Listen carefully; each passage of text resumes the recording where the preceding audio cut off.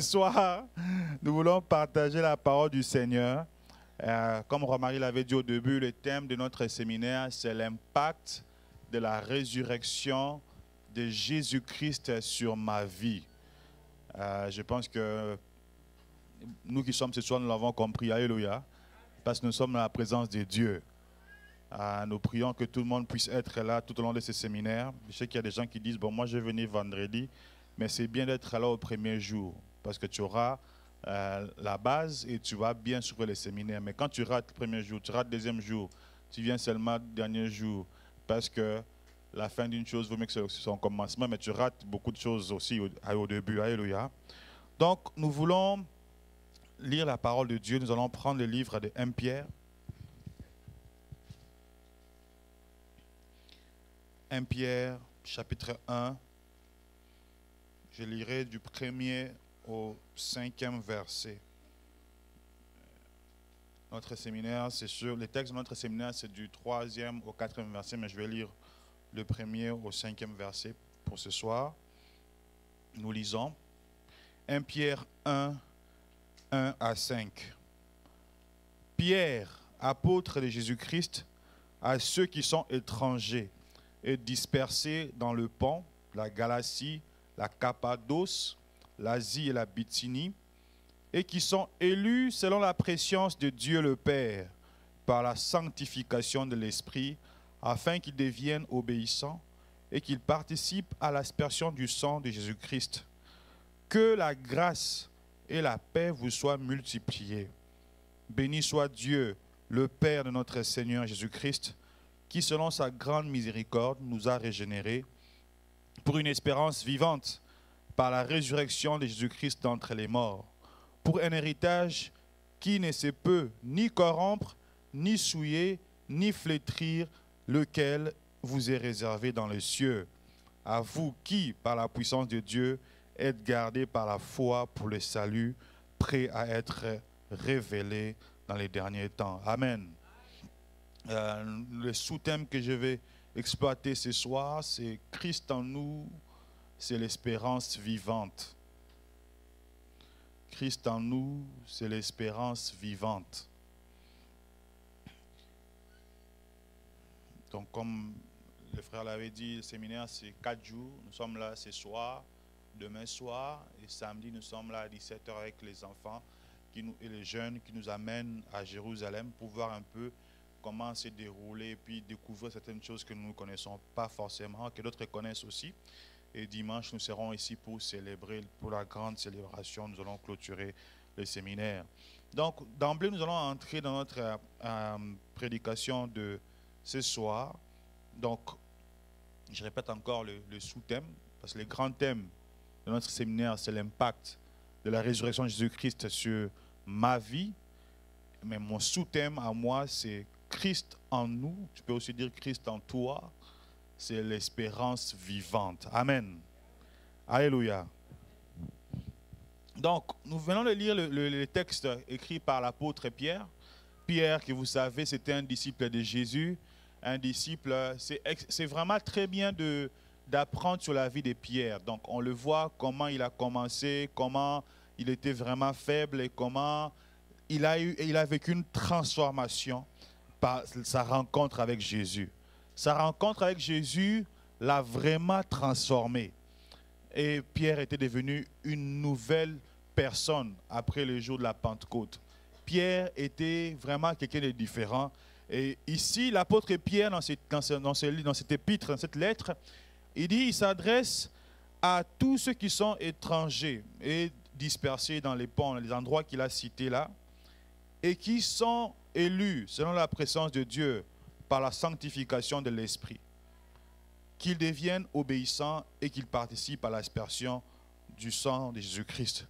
Donc, ces messages étaient d'abord, dans un premier temps, adressés à ceux qui étaient dispersés dans ces coins-là dont Pierre a énuméré, mais ces messages s'adressent aussi à nous. Alléluia. Parce que nous sommes des élus par la présence de Dieu, par la sanctification de l'Esprit, et Dieu veut que nous puissions aussi devenir obéissants et que nous puissions aussi participer à l'aspersion du sang de Jésus-Christ. Et Pierre dit que à nous, à ceux qui reçoivent ces messages, que la paix, que la grâce nous soit multipliée. Alléluia. Alléluia. Donc la grâce et la paix ne soient pas seulement données, mais Pierre prie que ce soit multiplié. Alléluia. Et il commence ici, donc, le but de ces sous-thèmes ici, c'est de comprendre comment, lorsque Christ vit en moi, je suis dans une espérance qui est non morte, mais une espérance vivante. Nous allons voir ensemble, c'est quoi l'espérance? C'est quoi une espérance vivante? Nous allons voir comment la résurrection de Jésus-Christ nous impacte, comment la résurrection de Jésus-Christ nous permet de vivre cette espérance vivante-là. Alléluia. Il y a quelqu'un qui s'appelle Espérance ici. Papa Jeff, je ne sais pas, quand on donnait Espérance, sûrement il a dit, j'espère, j'espère. Et l'espérance est devenue vivante. Alléluia. Donc, l'apôtre Pierre, il commence son texte. Donc, Pierre, comme j'ai expliqué, c'est un apôtre de Jésus-Christ. Nous le connaissons tous. Il a marché sur les eaux momentanées parce qu'à un moment donné, il commençait à se noyer. Mais au moins, pendant quelques secondes, il avait marché sur les eaux. Alléluia. Quand on parle de Jésus-Christ qui a marché sur les eaux, on peut aussi citer Pierre parce qu'il a marché un peu. Pendant un temps, il a chaviré. Mais il n'y a pas eu d'épisode où Pierre, plus tard, a marché sur les eaux. Mais si c'est après la Pentecôte, s'il allait marcher sur la mer, il n'allait pas chavirer. Il allait marcher et puis il allait continuer parce que après la Pentecôte, il était devenu une personne transformée. À tel point qu'on l'a appelé pour ressusciter un mort. Il est allé, il est monté dans la chambre haute, il a ressuscité Tabitha. Alléluia. Donc lorsqu'il s'adresse à nous, il sait de quoi il parle. Alléluia. C'est pour ça qu'il commence. Donc, il dit au verset 3, qui est les versets de base pour nous ce soir. Donc, 1 Pierre 1, 3, c'est les textes de base de mon sous-thème.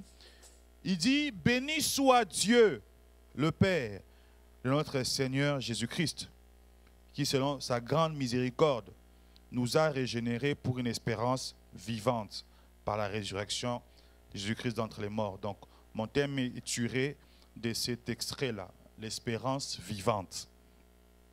Donc, c'est quoi l'espérance? Pendant que j'étais en train de préparer l'enseignement, j'ai fait des recherches un peu pour voir est-ce qu'il y a une différence entre l'espoir et l'espérance. Alléluia. Dans d'autres langues, il n'y aura pas cette différence-là, parce qu'en anglais, ils disent hope, ça reste là. Mais en français, il y a une petite nuance qui est subtile, mais il y en a quand même. Et cela va nous aider à voir la définition biblique de l'espérance. Alléluia. Donc, quand on définit l'espoir, l'espoir, on dit c'est le fait d'attendre quelqu'un ou quelque chose avec une certaine confiance. Ce n'est pas une confiance complète. Alléluia. Bien que l'espérance, comme l'espoir, viennent tous du verbe espérer. Mais l'espoir, on dit je garde espoir qui va arriver. 18h10, il ne vient pas. 18h20, il ne vient pas. Et lorsqu'il vous appelle à 18h25, ah, finalement, je ne pourrai plus arriver. Ton espoir est morte, n'est-ce pas? Il n'y a plus d'espoir. Mais tu espères, mais tu n'es pas sûr. Et mais tandis que donc l'espoir peut mourir. Et des fois, on dit qu'il n'y a plus d'espoir. Donc les gens mettent souvent leur espoir en l'humain ou dans les choses terrestres. Et souvent, il y a toujours la déception. Nous sommes déçus. Alléluia. Nous sommes déçus. Et les humains, ceux qui n'ont pas Christ, ils mettent leur espoir sur ceux qui vivent chaque jour. N'est-ce pas? Et après, ils sont dessus. On regarde le monde. Quand on regarde le monde actuellement, on voit qu'il y a des guerres là-bas, les prix des choses augmentent là-bas, il y a trop de problèmes et tout ça. Comment on va résoudre ça? Les gens perdent espoir. Ils sont là, ok, c'est fini, je me contente. Parce que eux, ils n'ont pas Christ. Alléluia. Est-ce que c'est bon pour la définition de l'espoir? Je vais aller tout doucement parce que le but, c'est vraiment de comprendre. Et maintenant, l'espérance. On dit que l'espérance, parce que l'espoir, l'espérance vient tous d'espérer, mais on dit qu'il y a une nuance. Les anses là, ça apporte quelque chose de plus. Parce que là-bas, c'est espoir, ça s'arrête là-bas. Là-bas, c'est espérance. Donc, les suffixes ans là apportent quelque chose de plus. On dit que c'est un mélange. Je n'ai pas pris de quelque part sur le dictionnaire. Alléluia. On dit c'est un mélange d'aspiration et de probabilité. Donc, j'espère vraiment et je crois que ça va vraiment arriver. Donc, on dit l'espérance, c'est ce sentiment qui vous porte à considérer comme probable la réalisation de ce que vous désirez. Donc, tu sens vraiment que tu vas les recevoir. En d'autres termes, c'est un espoir plein d'assurance. Donc, on voit que l'espérance, c'est celui qui a l'espérance, il a plus de sûreté que celui qui a seulement l'espoir. Et selon la Bible, l'espérance consiste à mettre sa confiance en Dieu par Jésus-Christ. Parce que lui, on sait que s'il dit, il va accomplir. Alléluia. L'espérance est vivante. Vous vous souvenez dans 1 Corinthiens 13, l'apôtre Paul dit qu'il y a 3 choses qui demeurent. La foi, l'espérance et l'amour. Donc l'espérance ne meurt pas. Elle demeure. Bien sûr, l'espérance en Christ, elle va demeurer. Mais ton espoir dans les hommes va s'arrêter, là, elle va mourir. Mais l'espérance demeure. Alléluia. Donc nous avons défini l'espérance. Nous allons entrer maintenant dans les vifs de notre sujet de ce soir. Nous allons développer 3 points ensemble. Nous allons voir c'est qui l'auteur de cette espérance-là. Nous allons voir les implications de cette espérance et nous allons voir comment bénéficier de cette espérance vivante. Donc, l'apôtre Pierre commence. Il dit, béni soit Dieu. Dieu, le Père de notre Seigneur Jésus-Christ. Donc, c'est lui qui est l'auteur de l'espérance. C'est Dieu. Alléluia. Alléluia. Est-ce que nous sommes là ce soir? C'est Dieu qui est l'auteur de cette espérance-là. Je vais encore rentrer dans les définitions pour éclaircir certains points. Après, nous allons décoller. Parce qu'on dit que la foi est une ferme assurance des choses qu'on espère. Donc, on va se poser la question, est-ce qu'il y a une différence entre la foi et l'espérance? Parce que la foi est une ferme assurance des choses qu'on espère. Donc, j'ai fait beaucoup de recherches, cette prédication-là m'a fait beaucoup de travail. Alléluia. Donc, la foi, on dit que la foi, c'est croire à des choses invisibles. C'est croire que, oui, c'est vrai. Donc, si je dis ça terre à terre, on dit, la foi, c'est comme quand un papa dit à son enfant, demain nous irons à Disneyland. L'enfant va faire quoi? Il va croire que c'est vrai. Maintenant, maintenant, il sait que c'est demain que nous irons. Mais il n'est pas encore arrivé demain, là. Donc, il est en train de se préparer déjà, cette joie-là. Hein? La foi, c'est ce qu'on lui dit, là, que Disneyland, c'est ça. Il a vu que c'est vrai. Quand on te dit que la guérison, tu vas être guéri, tu crois que c'est vrai. Mais maintenant, pendant que tu es en train d'attendre, là, cette période-là, ton espérance, elle peut être morte, comme elle peut être vivante. Parce que jusqu'à ce que tu atteignes le lendemain, là, quand toi tu espères, demain, l'enfant déjà, quand tu dis à un enfant, demain, nous irons à tel endroit, il va se réveiller les matins, même s'il se réveille en retard d'habitude. Il va se réveiller les matins, il va se laver, il va être prêt. C'est toi qui vas dire aux parents, mais maman, tu es en retard là, allons-y, je vais sortir de la maison. Alléluia. Parce qu'il a tellement nourri son espérance. Donc la foi, c'est lorsque Dieu nous dit que ça, mon fils, ma fille, tu l'as. Tu dis, oui, c'est vrai Seigneur. Ton espérance maintenant, c'est pendant cette attente-là, dans le futur, je vais les recevoir. Et quand tu les reçois, hein, c'est l'espérance qui est vivante. Mais quand tu dis, bof, ça fait 2 jours qu'on m'a dit que je vais être guéri pendant cette semaine. On t'a dit que bien aimé, avant la fin de semaine, tu seras guéri. Mais toi, tu es rendu. Dès le premier jour, tu commences déjà, c'est long. Deuxième jour, tu te décourages, tu arrêtes ton chemin. Ton espérance est morte. Toi, ça, ce n'est pas l'espérance, c'est l'espoir. Tu t'es arrêté là et puis ça a arrêté. Alléluia, amen. Donc maintenant, l'auteur de l'espérance, Dieu, on dit que c'est le Père de notre Seigneur Jésus-Christ. L'apôtre Pierre dit de lui qu'il est le Père de notre Seigneur Jésus-Christ. Dieu est le créateur de tout ce qui existe. Alléluia. Dieu est omniprésent. Il est partout en même temps. il est omnipotent, il est tout-puissant, il est omniscient, il sait toutes choses. Si je sais que c'est lui qui est l'auteur, c'est lui qui a toutes ces capacités-là, c'est-à-dire que chaque fois qu'il me dit quelque chose, et ses promesses se trouvent dans sa parole, je crois en cela. Même si ça prend un temps, j'espère en cela. Alléluia. Donc, c'est pour ça et l'apôtre Paul, lui, il va plus loin, il dit que Christ Jésus, c'est lui notre espérance. Alléluia. Donc, l'apôtre Paul, quand il nous parle d'espérance, l'espérance, c'est aussi une personne. C'est la personne de Christ. Donc, l'auteur de l'espérance, Dieu, il faut apprendre à mieux connaître Dieu.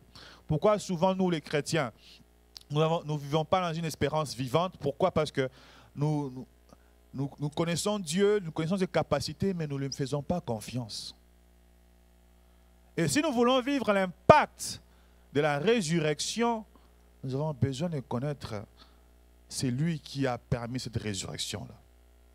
C'est lui qui a la puissance de ressusciter. Notre Dieu. Et l'apôtre, donc nous parlons de l'impact, thème général, de la résurrection de Christ dans ma vie. Comment cette résurrection-là, qui a eu lieu, ça fait plus de 2000 ans, sur la croix, Jésus est mort, il est ressuscité 3 jours après. Comment cette résurrection-là impacte ma vie? Qui dit qu'il impacte ma vie, il impacte aussi mon entourage. Excusez-moi, alléluia. Donc, l'apôtre Pierre qui parle de Dieu, l'auteur de l'espérance, il nous dit une chose sur lui encore. Donc,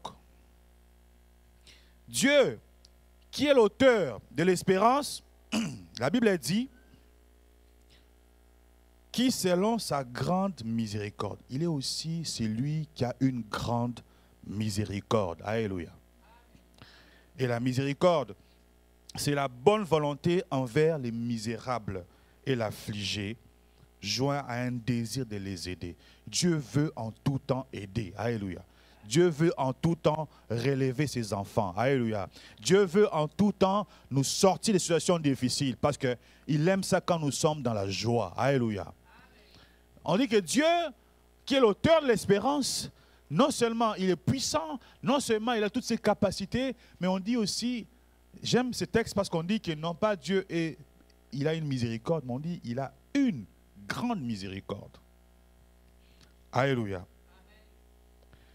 Donc, les textes nous rappellent cela, nous rappellent sa puissance, et l'apôtre Pierre dit, béni soit Dieu. Donc, à cause de cela, à cause de sa grande miséricorde, si nous voulons vivre l'impact de la résurrection chaque jour dans notre vie, nous devons bénir Dieu en tout temps. Alléluia. Avant de demander, avant de faire quoi que ce soit, mais chaque fois que je me réveille, je pense à la résurrection de Christ, je bénis Dieu. Seigneur, je te bénis. Je sanctifie ton nom, je lève ta grandeur, parce que tu es bon. N'est-ce pas que Dieu est bon? Oh, on n'est pas convaincu. Alléluia. Dieu est bon. Parce que c'est grâce à lui que nous sommes en vie. Nous rêvons les matins, malgré notre infidélité envers lui, malgré nos faiblesses. Il avait dit, lorsque nous sommes infidèles, lui, il demeure fidèle, parce qu'il ne peut pas se régner lui-même. Donc, l'auteur, c'est Dieu, notre Père. L'apôtre Pierre dit encore, non seulement qu'il a une grande miséricorde, mais il y a une chose que Dieu a fait encore. Il nous a régénérés. Alléluia. Parce que l'apôtre Pierre dit, qui selon sa grande miséricorde, nous a régénérés pour une espérance vivante. Alléluia. Parce que sans la régénération, je ne peux pas vivre cette espérance qui est vivante. Alléluia. Sans la régénération, je ne peux pas profiter de l'impact de la résurrection dans ma vie. Alléluia. La régénération, c'est la nouvelle vie que Dieu nous donne.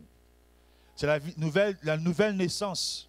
Je suis né de nouveau, je suis transformé et je suis une personne nouvelle. Et je marche avec Christ. Nous allons voir ça plus loin, l'impact. Nous allons voir l'impact de cette espérance. Donc, il nous a régénérés pour profiter de cette espérance. Parce que lorsque nous étions loin, nous n'étions pas encore régénérés, La Bible dit que nous étions comme des brebis égarées. Chacun suivait sa propre voie. Regardez dans le monde. Ils n'ont personne, ils n'ont aucune conduite. Chacun fait ce qu'il veut. Alléluia. Les gens ils pensent à rien et tout ça. Juste voir que, surtout dans les restaurants ou bien dans le peuple, les endroits où on vend de la nourriture, lorsque ils ont déjà fait, ils ont vendu pour la journée, puis il reste beaucoup, des fois ils préfèrent jeter. Alléluia. Alors qu'il y a des gens qui meurent partout. Vous l'avez vu dernièrement, je ne sais pas moi, cette semaine, la cathédrale qui est brûlée, n'est-ce pas? Vous avez vu les sommes que les gens promettent de donner. 300 millions, 120 millions, 1 milliard, je ne sais pas, 10 millions. Même quand tu donnes ça 50 000, tu te dis, mais cet argent-là, juste pour la cathédrale, un bâtiment. Mais jamais vous allez voir les gens se mobiliser comme ça pour aller mettre les pauvres qui sont là. Mais pendant ce temps-là, il y a des gens qui meurent en Éthiopie, il y a des enfants qui manquent la nourriture. Et puis, vous voyez un peu comment l'homme qui n'est pas régénéré marche. Et pire encore, les gens sont libres de faire ce qu'ils veulent. Mais c'est voir des Africains qui sont en train de mettre, oh oui, vraiment, la cathédrale est partie. Alors que dans votre pays, quand il y a la souffrance, tu ne mets même pas aucun statut pour dire, est-ce que vous pouvez m'aider à soutenir cette cause-là? Dans votre pays même, c'est loin. Dans ton quartier seulement. Autour de toi, dans ta famille même, il y a des gens qui souffrent. Hein? Tu ne portes jamais la cause là. Donc, vous voyez un peu l'homme qui n'est pas régénéré. Il vit toujours dans l'espoir. Et comme l'apôtre avait prêché dimanche, il y a des gens des fois qui convertissent seulement les pieds. Les cœurs n'est pas convertis et tout ça, mais les pieds qui sont convertis. Tu te déplaces pour venir à l'église ici, mais tu vis toujours dans l'espoir. Alléluia. Parce que pour vivre dans l'espérance, pour que ton espérance soit vivante, nous allons voir les implications de l'espérance dans quelques minutes, il faut que tu sois régénéré. Le Seigneur nous pose la question, est-ce que es-tu né de nouveau? Alléluia. Est-ce que tu es né de nouveau? C'est une question qu'il faut se poser, très importante. Donc, la Bible dit que nous étions comme des brebis égarées, chacun suivait sa propre voie. Jusqu'à ce que les Shiloh d'Israël, jusqu'à ce que Jésus, il est mort pour nous, afin que nous puissions être les enfants d'une même famille, sous la conduite du Père de lumière. Donc, lorsque l'apôtre Pierre s'adresse à nous et aux chrétiens de ce temps-là, il dit que Dieu nous a régénérés pour une espérance vivante par la résurrection de Jésus-Christ d'entre les morts. Donc maintenant, nous allons voir dans le deuxième point, c'est quoi les implications de cette espérance.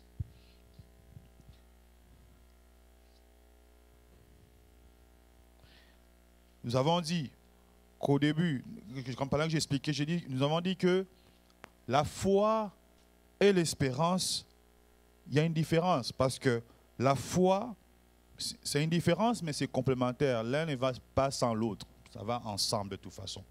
Donc, on a dit que la foi dit, maintenant, tu es guéri. L'espérance, cette marche-là, tu es en train de continuer cette marche-là, tu espères. Parce que l'apôtre Paul dit dans Romains 8, 24, 25, si on voit quelque chose qu'on espérait, on ne peut plus espérer en quelque chose qu'on le voit déjà. Bon, parce que si c'est déjà là, pourquoi je vais espérer? Mais il dit, nous espérons ce que l'on ne voit pas, nous l'attendons avec persévérance. Alléluia. C'est ce que l'apôtre Paul dit dans Romains 8, 24 à 25. Donc, la Bible nous dit que Jésus-Christ revient bientôt. Nous croyons que c'est vrai. Nous espérons, nous attendons son retour. Et maintenant, l'apôtre, c'est quoi ça implique? Cette espérance-là, vivante. Parce que lorsque nous sommes régénérés, lorsque nous sommes nés de nouveau, lorsque nous appartenons à Christ, lorsque Jésus-Christ est mort sur la croix, et lorsqu'il est ressuscité, nous sommes ressuscités avec lui. Alléluia. Et c'est grâce à la résurrection que nous pouvons espérer toutes choses. S'il a dit que vous aurez les pardons, s'il a dit que vous aurez la guérison, s'il a dit que vous aurez tout dans ce siècle, parce que lui, il n'a pas menti. Parce qu'il a dit, je mourrai, je viendrai sur la terre, je mourrai, après 3 jours, je ressusciterai. Puisque, dans son accord avec le Père, il s'était entendu qu'il donnera sa vie, parce qu'il dit que j'ai donné ma vie. Personne n'avait le pouvoir de le prendre. Il s'est donné volontairement parce que ni les Romains, ni personne n'avait le pouvoir de le prendre et le mettre sur la croix. Il a dit, mais c'est l'accord que j'ai avec le Père. Je viens, je meurs sur la croix et je ressuscite au 3e jour. Et lorsqu'il est ressuscité, il a été souverainement élevé. Il est mort, pourquoi? Pour nous sauver. Parce que toi et moi, nous étions comme des brebis égarées. Nous étions des brigands. Nous étions des hommes et des femmes perdus. Nous étions toujours des hommes et des femmes de colère. Et la colère de Dieu devait s'abattre sur nous. Christ, lui, il a pris notre place. Alléluia. Il est mort pour que toi et moi, nous puissions bien vivre. Comme on voit des fois les parents disent, ah ben moi, pour nous, on a arrêté. On veut juste pour nos enfants que ça aille bien. Alléluia.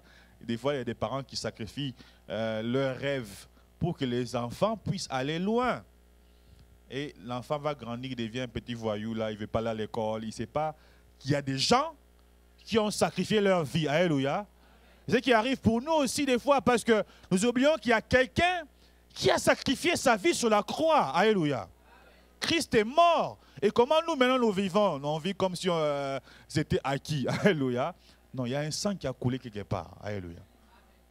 Le sang a coulé, quelqu'un est mort, et ce n'est pas n'importe qui. C'est le roi des rois. Il s'est humilié. Et quand je regarde la vie, je suis ressuscité. Mais quand on voit la vie, la Bible dit que nous sommes ressuscités avec lui. Christ est mort, il est ressuscité avec nous. Et maintenant, lorsque nous sommes conscients de cette régénération, nous savons que c'est la résurrection. Christ n'a pas menti. Ce qu'il avait dit, il a fait. C'est notre espérance. C'est pourquoi toi et moi, nous sommes ici jeudi soir. Tu aurais pu aussi aller faire comme tout le monde, aller te promener. Oui, il fait moins froid aujourd'hui. Aller au supermarché jusqu'à 21h et sortir.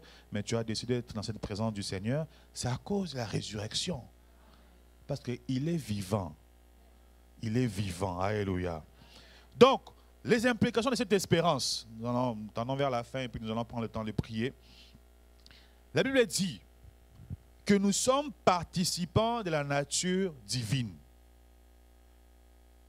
par la régénération. Parce que lorsque je suis né de nouveau, nous sommes au point 2. Lorsque je suis né de nouveau, je participe à la nature divine. C'est-à-dire que Dieu vit en moi et il me fait partager ce qu'il veut accomplir sur la terre. Moi aussi, j'ai le pouvoir de prier pour quelqu'un au nom de Jésus, soit guéri. Je participe à cette nature divine-là. Alléluia. Alléluia. Lorsque je me mets à genoux pour prier pour quelqu'un et puis il reçoit l'exaucement, mais c'est extraordinaire. Alléluia. C'est un privilège que d'autres n'ont pas eu, mais que toi tu as eu. Lorsque je suis ici, j'écoute la parole de Dieu, mais c'est un privilège. Lorsque je partage la parole de Dieu, c'est un privilège. Parce qu'il y a des gens qui se cachent pour aller partager la parole de Dieu en ce moment, dans d'autres pays. Ils ne peuvent pas, ils se cachent. Toi et moi, on peut circuler avec ta Bible là, personne ne te dit rien pour l'instant. Peut-être plus tard, ça va changer. Mais pour le moment, tu as cette liberté-là. Donc, on devient participant à la nature divine. Et nous sommes là. Donc, nous ne voyons plus les choses de Dieu comme étant lointains. Comme étant, prêcher, ça c'est pour les pasteurs. Ok. Évangéliser, ça c'est pour les évangélistes. Prier, aller faire la délivrance, ça c'est pour les intercesseurs. Prier pour un cas compliqué, ça c'est pour les autres. Alléluia. Mais lorsque nous sommes conscients que nous participons à la nature divine et que le Seigneur Jésus-Christ a dit, à mon nom, je vous donne le pouvoir de marcher sur le scorpion, sur le serpent, sur toute la puissance de l'ennemi. Je sais que cette promesse-là est mienne.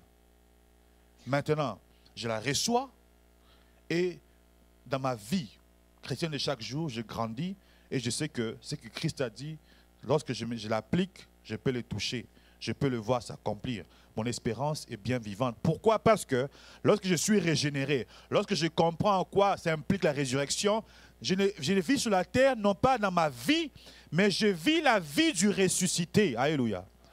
C'est la vie du ressuscité qui est en moi. Comme on l'a chanté, lycée quoi. Hein? Tu es conscient que celui qui est en moi là, ce n'est pas une joke comme on dit ici. Lorsque les disciples, ils étaient avec Jésus à côté, ils marchaient avec Jésus, ils étaient avec lui. Un jour, ils sont allés prier pour quelqu'un. Et puis les démons qui étaient là, il a dit aujourd'hui, là, Jésus n'est pas là. Il a regardé, ah, Jésus n'est pas là. Ils sont seuls. Je ne vais pas sortir. Alléluia. Christ les a envoyés, allez-y. Les démons, quand Jésus est là, les démons, dès qu'il passe lui-même, déjà, ils sentent déjà que, ah, ici, il faut juste qu'on parte parce que c'est chaud. Mais le jour où ils étaient seuls, les démons ont dit non, je pars. Ah, Jésus n'est pas là. Il a regardé, il a dit non, je ne pars pas. Moi, je dors. Les disciples ont prié, ils ont prié, ils ont prié, ils ont prié. Ils n'ont pas été capables. Lorsque Jésus est venu, on a dit, Seigneur, j'ai apporté mon enfant à tes disciples. Ils n'ont pas été capables. Mais Jésus a prié, mais Jésus leur a donné une leçon parce qu'ils étaient incrédules, manquaient de foi. Mais lorsque Christ est maintenant en nous, lorsqu'il vit maintenant en moi par le Saint-Esprit, je suis conscient de cette présence-là. Et on voit Pierre après. C'est un nouveau Pierre, complètement transformé. Donc lorsque nous sommes régénérés, nous passons dans la nature divine, la nouvelle vie sur la terre, c'est la vie du Christ ressuscité qui est en nous. C'est-à-dire que maintenant, nous pouvons bénéficier des promesses divines. Alléluia. Lorsque j'ai cette espérance-là, la Bible me dit que tu auras tout dans ces siècles. La Bible dit que tu réussiras. La Bible dit que tu prospéreras. Lorsque je vais chercher un emploi et je prie le Seigneur, je sais que le Seigneur m'a dit que tu vas avoir cet emploi-là. Je le saisis par la foi parce que la parole me dit que j'aurai tout dans ces siècles. Je saisis la parole par la foi. Et lorsque je suis un homme ou une femme d'espérance qui vit dans cette espérance qui est vivante parce que Christ est en lui ou en elle, je sais que même si ici j'envoie mon CV, on refuse, même si là-bas on refuse, je sais que Dieu m'a dit que je vais l'obtenir, je vais finir par l'obtenir. Alléluia. Et pourquoi nous sommes toujours en train de souffrir? Pourquoi nous sommes toujours en train d'avoir des défaites chaque jour dans notre vie? Pourquoi les enfants de Dieu se découragent? Pourquoi les enfants de Dieu se disent, bah, c'est fini, je me vivre dans le contentement? C'est parce que cette espérance-là meurt en nous. Alléluia. Parce que ma vie chrétienne, elle devient une vie chrétienne qui n'est pas dynamique. Donc l'espérance vivante, qui consiste, comme on l'a expliqué au début, à mettre une confiance sûre, dire que oui, je vais l'obtenir, en la personne de Dieu, je vais l'obtenir. Mais comme je dis dans mon sous-thème, Christ en moi, c'est l'espérance vivante. Ça veut dire que quand je suis encore consciente de la présence de Christ en moi, rien n'est inébranlable pour moi.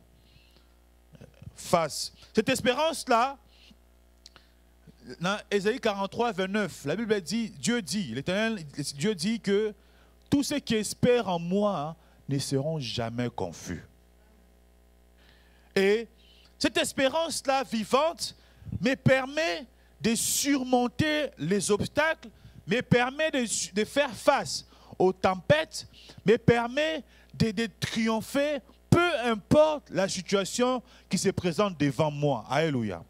Parce que j'espère en la parole de Dieu. J'espère en ce qu'il a dit. Je sais qu'il est en moi. Je sais qu'il me fera triompher. Peu importe le temps que ça va prendre. Mais il y a une chose que je dois faire.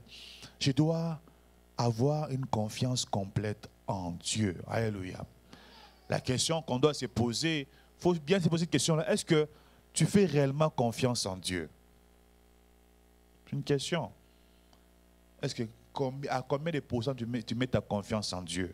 Dès que tu te réveilles le matin, il faut se le dire, l'humain, notre tendance est comme ça. Dès qu'on se réveille le matin, dès que j'ai une situation, j'ai un problème, je commence à chercher la solution d'abord.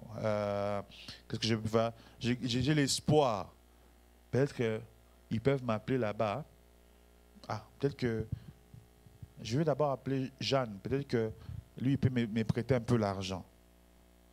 C'est quand tu fais le tour, que tu vois que partout c'est bloqué, À ce moment-là, dit, ah Seigneur, regarde ma souffrance.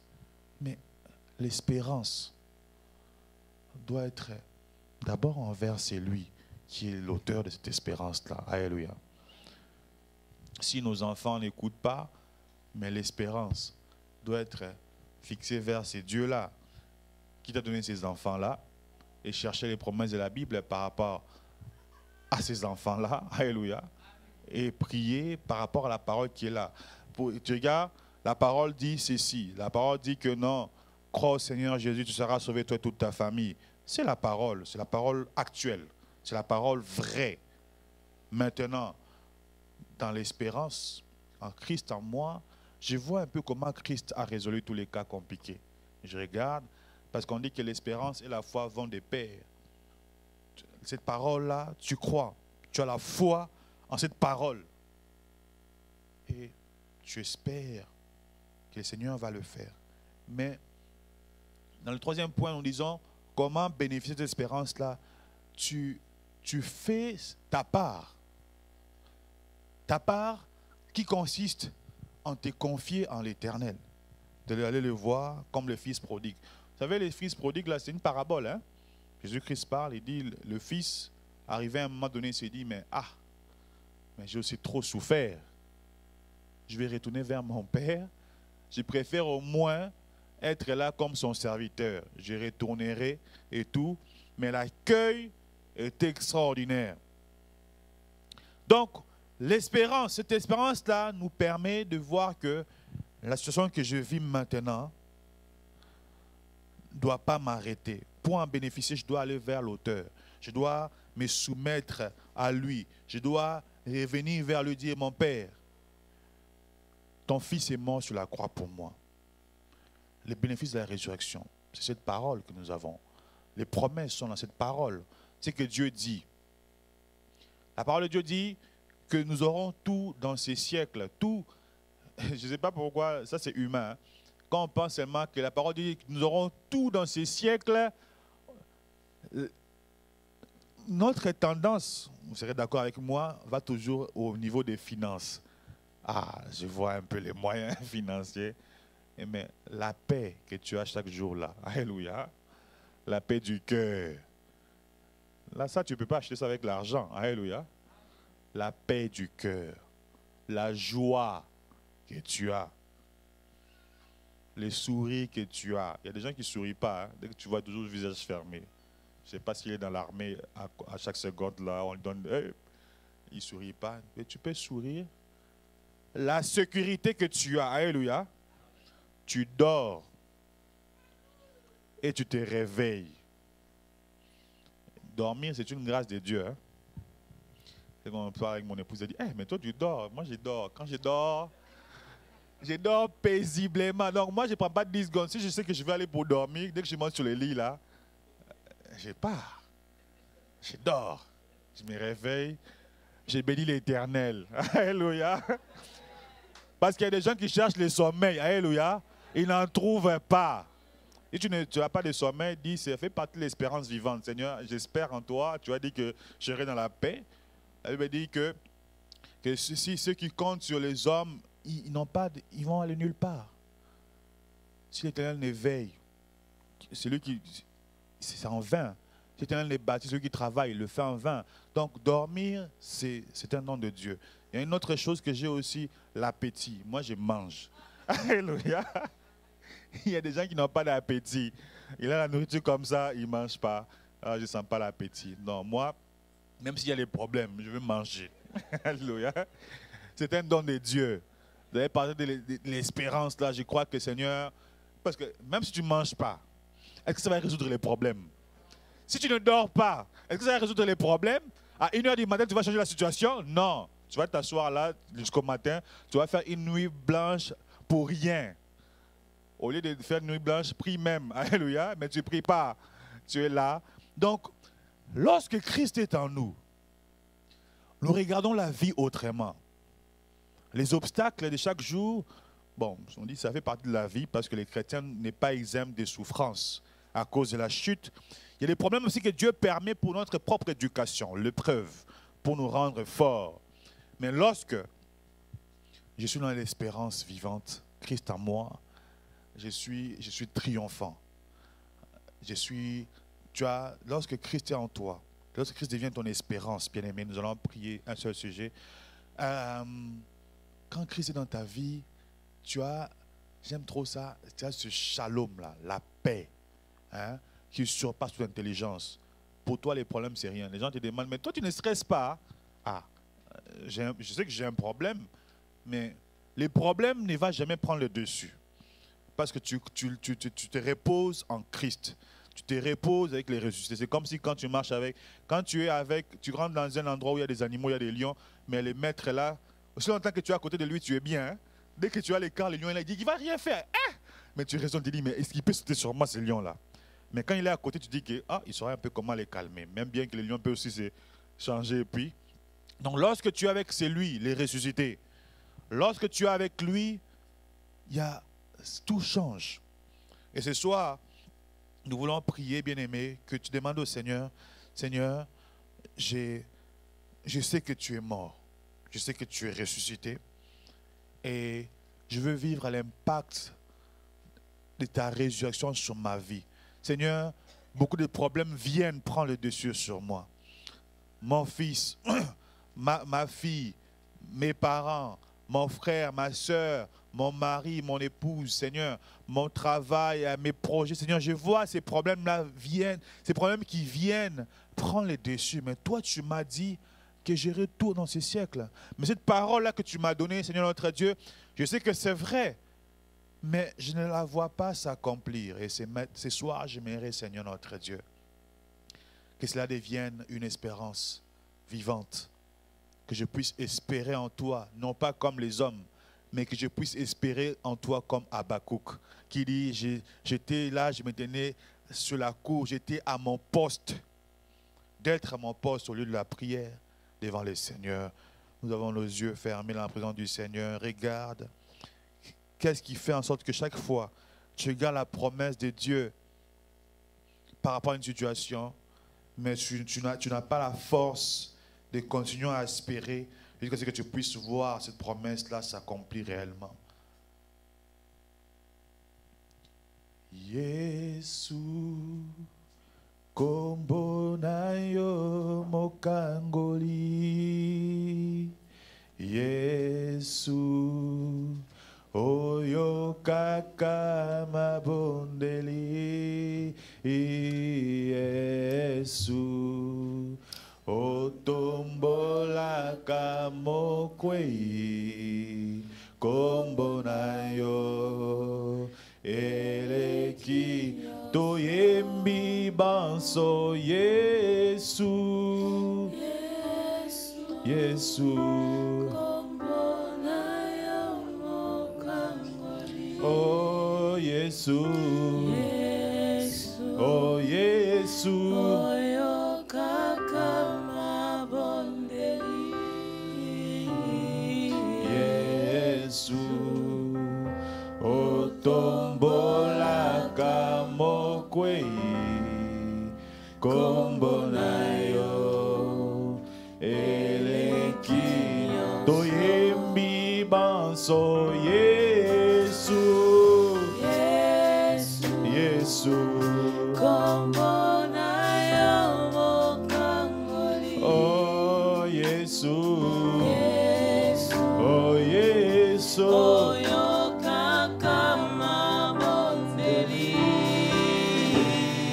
Yesu otombolaka mokwei kombo na yo eleki yaka Yesu yokota na bote maranga oh yaka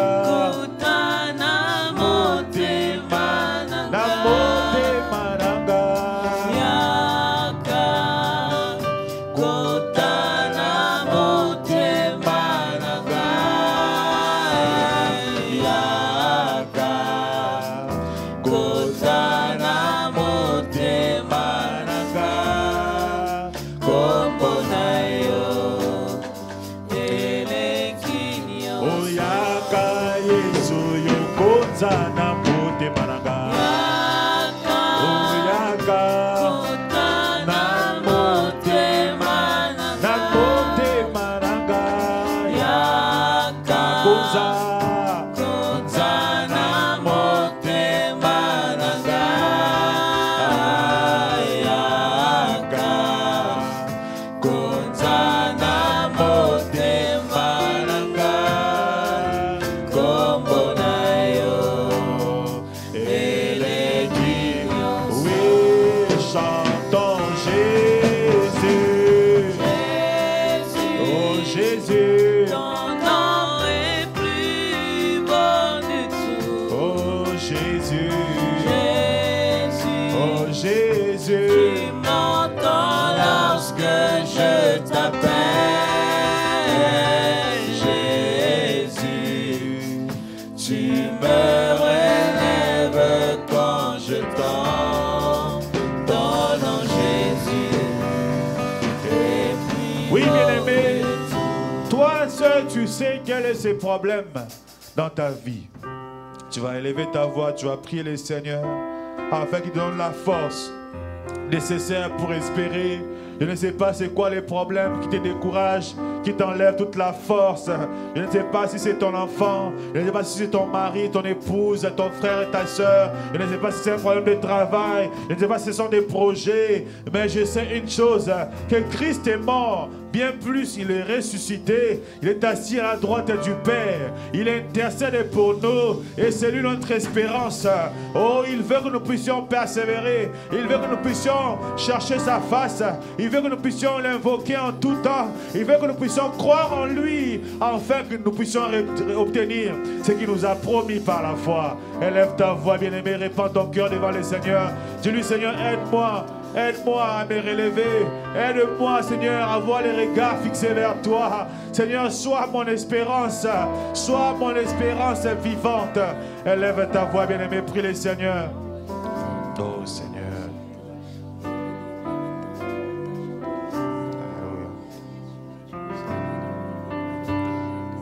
Oui, prie le Seigneur. Prie le Seigneur.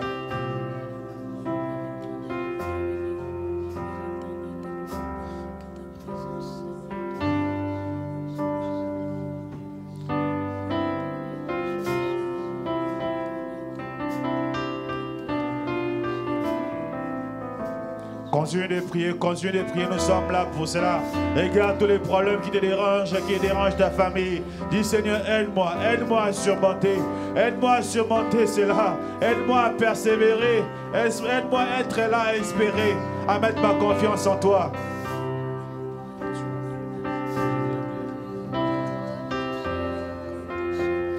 Oui, continue à élever ta voix, bien-aimé. Continue à élever ta voix. Continue à élever ta voix. Jésus-Christ est capable. Il est capable. Il a vaincu la mort. S'il y a quelque chose qui est mort également dans ta vie, le Père qui a envoyé le Fils mourir à la croix, le Père qui a ramené le Fils à la vie, il est capable de ressusciter ce qui est mort. Il est capable de ramener à la vie tout ce qui est mort. Si c'est les problèmes d'argent, si c'est les problèmes de santé, si c'est le problème dans la vie des enfants, Jésus-Christ est capable. Le Père qui a envoyé le Fils, le Père qui est la source de l'espérance, il est capable. Si c'est pour toi un problème d'enfant, celui qui est la source, le Père, il est capable. Jésus-Christ nous a enseigné, dit, lorsque vous priez, vous dites notre Père qui est aux cieux. Parce que c'est le Père, c'est lui, la source. C'est lui notre espérance. Celui en qui nous mettons notre espérance, c'est lui le Père.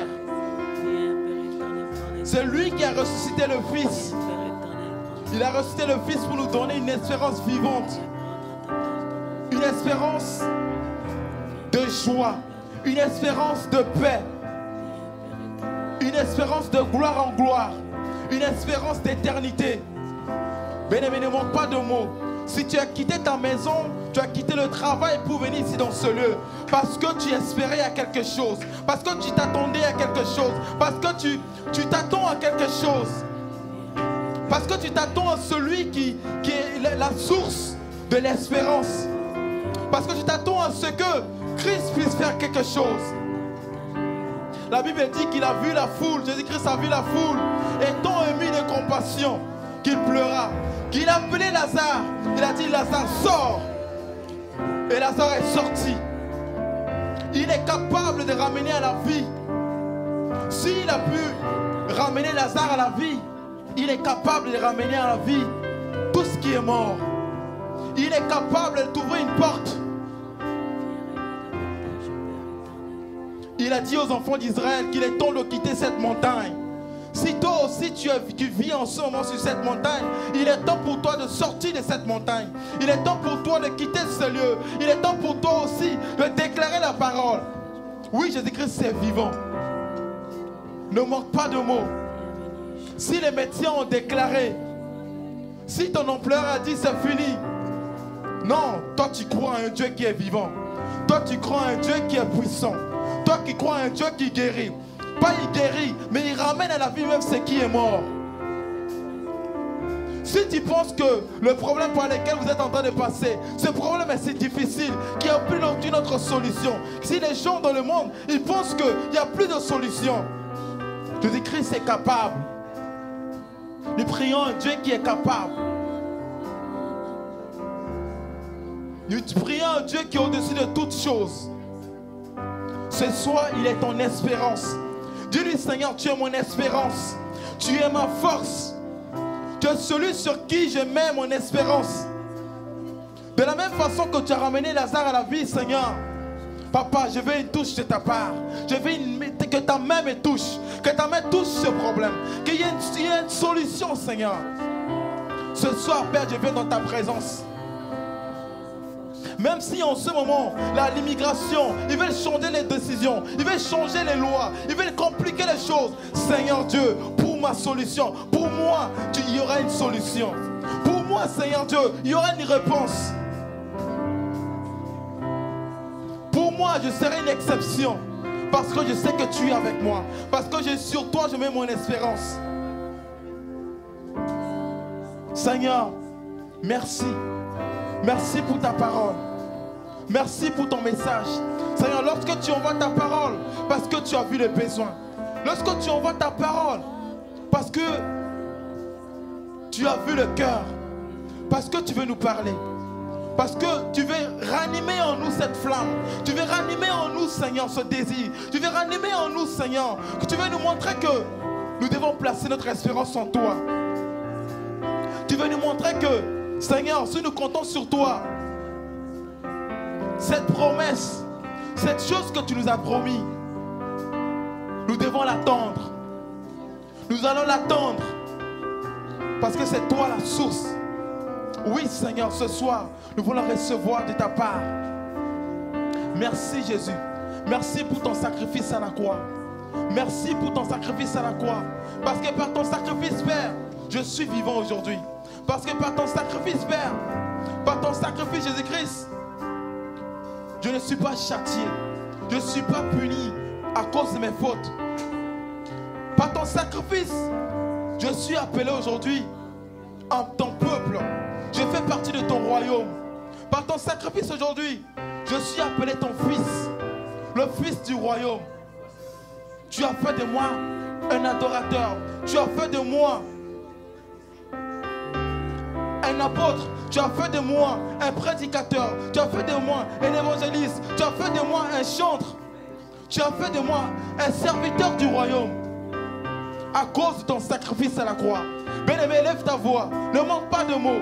Regarde le sacrifice de Jésus-Christ à la croix. Cette espérance qui a fait en sorte que ta vie passée est effacée. Il t'a donné une nouvelle espérance. Que malgré ce que les gens m'ont déclaré sur ta vie, il est venu, il a effacé. Malgré tout ce que les hommes ont déclaré contre ton mariage, malgré toutes les mauvaises paroles, malgré tout ce qui est déclaré contre la vie de tes enfants. Mais cette espérance fait en sorte qu'aujourd'hui, toutes ces paroles ont été annulées. Ne manque pas de mots. Oh Seigneur, merci. Merci pour ton sacrifice à la croix. Merci pour ton sacrifice à la croix.